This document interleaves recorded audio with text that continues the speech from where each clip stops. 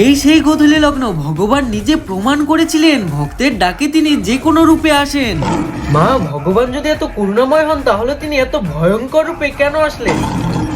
বাবা, এটা শুধু রূপ নয়, এটা হলো অধর্মের শেষ সতর্ক বার্তা। যখন পাপ পূর্ণ হয়ে যায় আর অত্যাচার চরম সীমায় পৌঁছায়, তখন ভগবান আর করুণা দেখান না, তখন তিনি নিজেই নেমে আসেন ন্যায় প্রতিষ্ঠা করতে। হিরণ্যকশিপু নিজের অহংকারে ভেবেছিল আমাকে কেউ মারতে পারবে না, না মানুষ না পশু, না ঘরে না বাইরে, না দিন না রাত। হ্যাঁ, ভগবান তাহলে তাকে কিভাবে বধ করলেন?